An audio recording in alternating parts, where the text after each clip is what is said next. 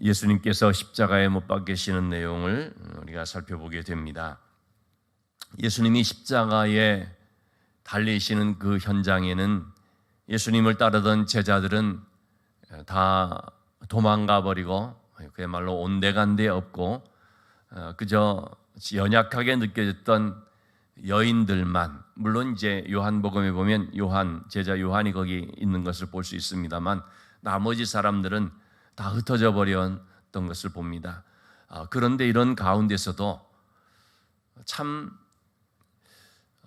이런 것이 이제 뭐 아이러니하다라고 표현할 수도 있겠습니다만은 예수님을 그렇게 사랑하고 따른다고 했던 제자들은 없는데 전혀 예수님을 알지 못하였던 한 사람, 구레네 시몬이라고 하는 사람이 대신 예수님의 대신 십자가를 지는 모습을 보게 됩니다. 그리고 이 구레네 시몬이라는 사람이 그 후로 좀 좋은 믿음의 어떤 명문가라고 해야 할까요?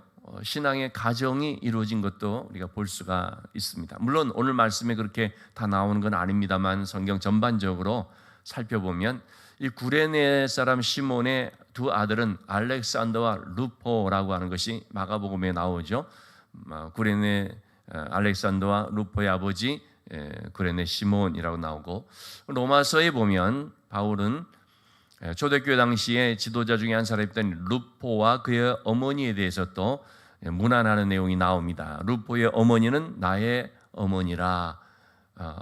참 영적으로 바울 사도에게 있어서 마치 어머니와 같은 역할을 했던 사람이 루포의 어머니, 즉 루포의 아버지는 구레네 시몬이라고 했지 않습니까? 그러니까 구레네 시몬의 아내 되는 루포의 어머니가 바로 그렇게 당시에 큰 영향을 끼치고 있을 정도로, 좋은 영향을 미칠 정도로 알려진 사람이었음을 볼 수 있죠. 그래서 공관복음서, 마태복음, 마가, 누가 이런 공관복음서를 통해서 이 구레네 시몬이 예수님 대신해서 십자가를 진 것이 나옵니다만, 어떻게 해서 루포의 아버지인 구레네 시몬이 예수 믿게 됐나 하는 것을 이제 일종의 소개해 주는 의미가 바로 오늘 본문에 나와 있는 구레네 시몬의 기사라고 볼 수가 있죠. 전혀 예수님을 알지 못했던 사람이었습니다. 그러나 그가 예수님이 십자가에 못 박히시는 가까이에 있을 때에, 예수님이 십자가를 지고 가시는 그 현장에 가까이 있을 때에 그는 그야말로 얼떨결에 예수님의 십자가에 동참하는 삶이 되어버렸습니다. 하나님의 은혜죠. 하나님의 어떤 의미에서 조금 이런 표현이 어떨지 모르겠습니다만은 갑작스러운 어떤 차출, 우리가 보면은 군대 용어로 차출이라는 거 있지 않습니까? 갑자기 전 이 사람은 해당되는 것이 아니었는데 딱 그냥 그 자리에서 눈에 띄니까 너 나와, 너 여기로 가, 이런 식으로 이제 탁 뽑히는 그런 형식으로 구레네 시몬이 주님의 그 십자가를 지는데 차출이 이렇게 되어졌습니다. 이렇게 우리가 겉모습으로만 보면은 얼떨결에라는 그런 것처럼 느껴집니다. 그러나 사실은 하나님의 역사에 우연이라는 것이 있습니까? 얼떨결에라는 것이 있겠습니까? 느닷없이 갑자기 되었다는 거 있겠습니까? 우리 인간적인 눈으로 보면은 그렇지만 하나님 안에서는 그것이 전부 다 뭡니까? 계획된 것이죠. 어제 우리 수요 예배 때 그 말씀 드렸습니다만은 아수르 왕을 산이를 통해서 그 주변의 여러 나라들을 복종시키고 식민지로 삼고 특히 북쪽 이스라엘을 무너뜨리는 일들이 있어. 그래서 이 아수르 왕은 그냥 자기 자랑에 우리가 이렇게 힘이 강대하고 우리 발 밑에 무너지지 않은 나라가 없고 큰 소리 치고 허세를 부리고 하나님 앞에서까지도 이렇게 하나님을 모욕하고 하는 그런 일들을 쭉 했는데, 하나님께서 뭐라고 하시냐면 이 모든 되어진 것들은 내가 이미 계획한 것들이다, 그 말씀을 하시거든요. 단지 너를 도구로 사용했을 뿐이다. 그러나 너의 그런 자랑과 너의 그런 교만이 내 귀에 다 들리기 때문에 너는 네가 경멸했던 그들로부터 경멸을 당하게 될 것이고, 너가 너의 뒷모습을 보고 사람들이 머리를 흔들 정도로 너는 그렇게 완전히 비참하게 될 것이다라는 예언의 말씀을 이렇게 하시죠. 어쨌든 하나님께서 이 모든 것들을 계획하고 때가 되어 진행을 시켰다는 것입니다. 그리고 그 쓰임받는 자는 하나님의 도구에 불과할 뿐이다라는 거죠. 그렇기 때문에 자랑할 것이 없고 오히려 겸손히 하나님을 바라보면서 하나님의 은혜인 것을 이제 고백해야 되는 거죠. 누구든지 다 그런 것입니다. 구레네 시몬은 그 십자가형이 진행되고 있는, 또는 아마도 그 마음속에 도대체 예수라는 분이 누군가, 자세한 것이 성경이 나와 있지 않기 때문에 우리가 그것을 어떤 상상과 추측을 가미해서 그럴듯하게 얘기하는 것은, 그것은 좀 합당한 것은 아닙니다만, 그러나 이 사람이 어쨌든 간에 예수님이 십자가를 지고 가는 그 현장에 가까이 이렇게 있었다라는 사실, 그러자 예수님이 십자가를 질 수 없는 몸 상태이기 때문에 도저히 감당할 수 없어 쓰러지니까, 그러니까 이 로마 병정이 어쨌든 이 십자가를 누군가 지고 가야 되니까 바로 옆에 있는 이 구레네 시몬을 보면서 너 나와, 이렇게 해가지고 억지로 그를 지어가게 한 거 아닙니까? 그런데 여러분, 이것이 뭐라는 겁니까? 은혜라는 것이죠. 얼떨결에, 그리고 억지로 그렇게 됐습니다만은 이것이 은혜가 되었다는 거죠. 그래서 이 구레네 시몬의 아들 알렉산더 루포가 당시 교계에 참 이름이 알려진 그런 귀한 일꾼들이었고, 그의 어머니는 사도 바울이 나의 어머니다, 영적인 그런 아주 귀한 분이다라는 것을 고백할 정도로 그런 좋은 영향을 끼치고 있었다는 것이죠. 여러분, 우리도 마찬가지입니다. 어쨌든 가까이 있어야 됩니다.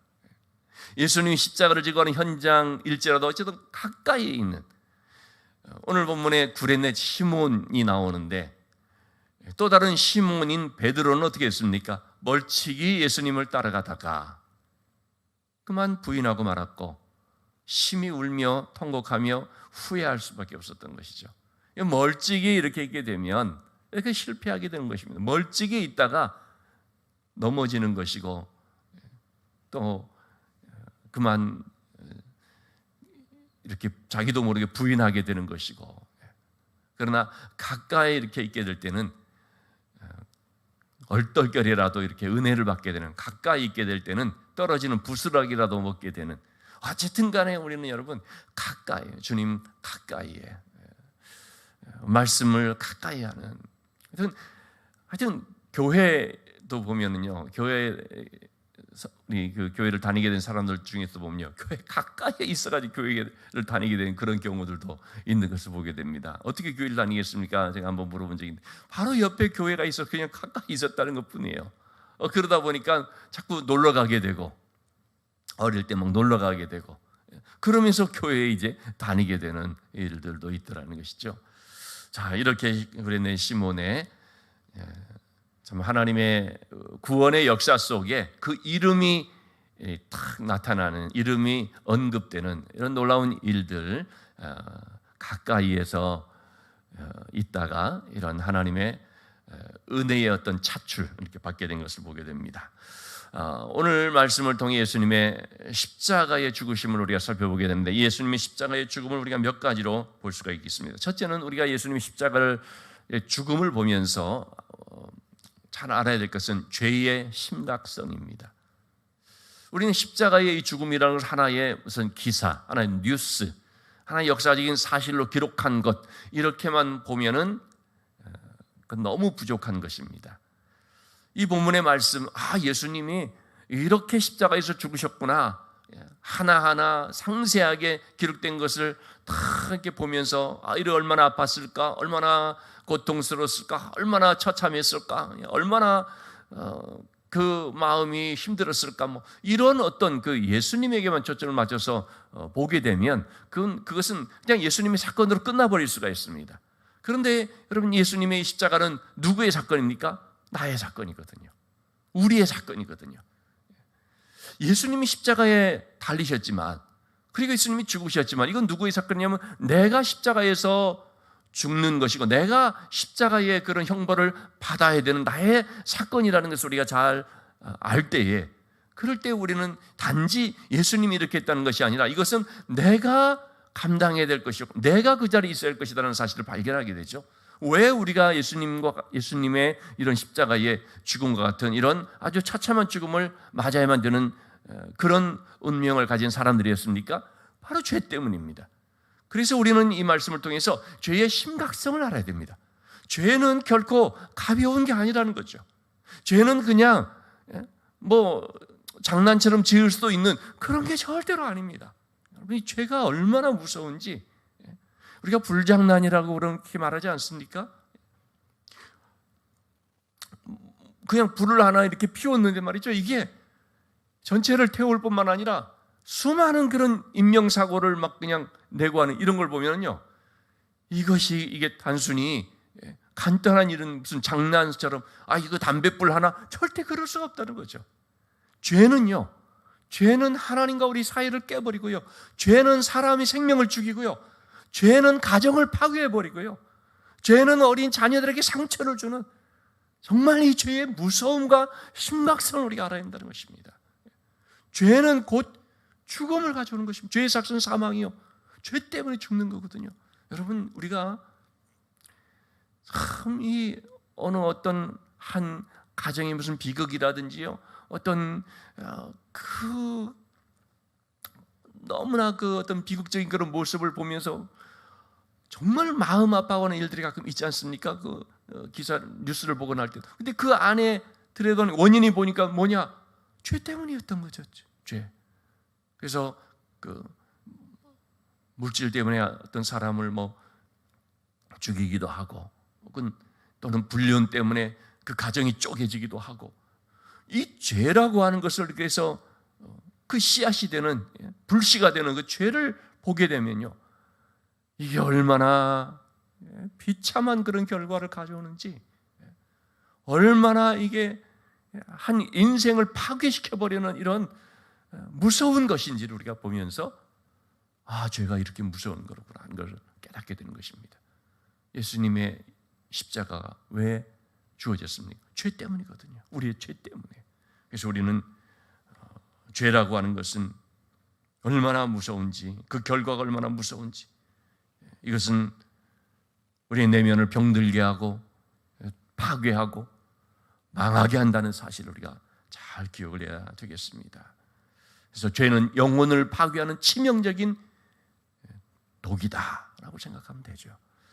자, 두 번째로 예수님의 십자가를 통해서 우리가 보게 되는 것은 버림받은 그분이 진정한 치유자다라는 사실입니다. 예수님은 십자가에서 철저하게 버림을 받았습니다.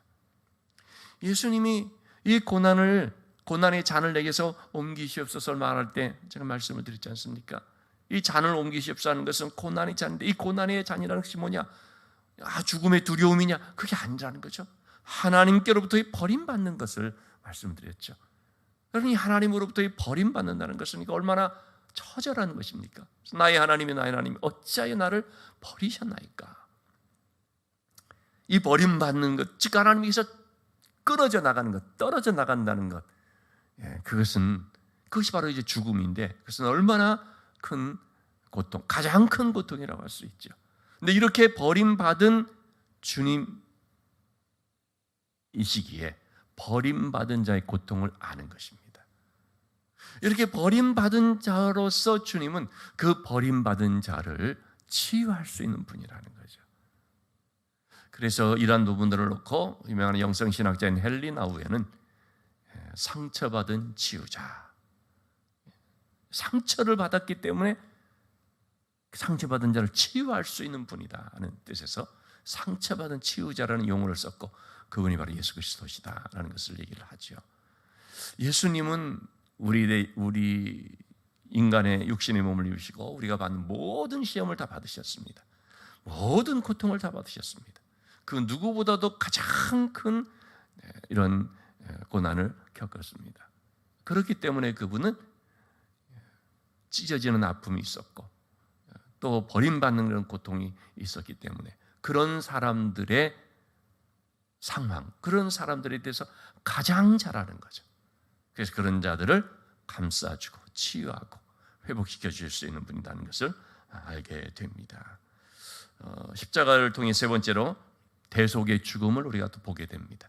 예수님의 이 죽음은 대신 죽으시는 죽음이죠. 대속제물이죠. 우리를 대신해서 죄의 값을 속량해 주는 죽음이죠. 그래서 우리는 그 피를 의지함으로 구원함을 받게 되었습니다. 이것을 예표해 주는 사건이 바로 출애굽의 유월절이죠. 출애굽을 할 때에 이스라엘 백성들에게 양을 잡아서 그 피를 문설주에 바르도록 했습니다. 양의 피를 문설주에 발랐다는 것은 뭐냐면 이 집은 양이 대신해서 죽었다. 이 집은 마땅히 심판받아야 될 것인데 애굽의 모든 그런 집들을 다 다니면서 그 첫 번째 난 것 다 그 생명을 치고 심판하는데, 그런데 문설주에 피가 바른 집은 뭘 뜻하는 것입니까? 이 집은 양이 먼저 죽었다. 양이 대신 죽었다. 그게 바로 유월절이거든요. 대신해서 죽음으로 그 집이 살아난, 즉 심판이 면제. 왜냐하면 심판이 됐으니까. 우리가 흔히 그런 법적으로도 처벌을 받은 그곳은 또다시 처벌하지 못하는 일사부재의 원칙입니까? 이미 그걸로 인해서 그걸로 사건으로 처벌받으면 또 같은 사건으로 처벌을 다시 받지 못하는 그런 것이 있잖아요. 우리가 죄의 값으로서 우리가 이미 죽으면 또다시 죽음은 없는 거죠. 근데 누가 대신 죽었습니까? 유월절에서 양이 죽었습니다. 그리고 그 어린 양이 곧 예수 그리스도를 뜻하는 것이었죠. 진정한 양 되신 예수님이 오셔서, 참 제물 되신 예수님이 오셔서 우리 대신 죽으셨습니다. 그래서 그 피를 영접하는 자는 다시는 죽지 않는 것이죠. 심판받지 않는 거죠. 왜? 대신 받았으니까. 이것이 바로 대속 제물, 모든 값을 다 지불했다는 것입니다.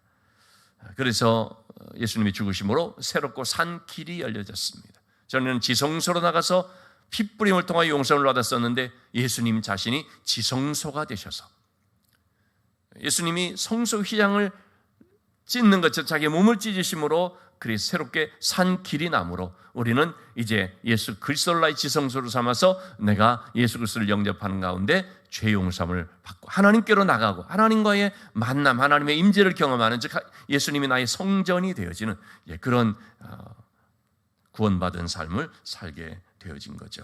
예수님의 십자가를 통해서 네 번째로 우리가 살펴볼 수 있는 것은 뭐냐면 무덤이 열려졌다는 것입니다. 즉 예수님의 죽음은 부활을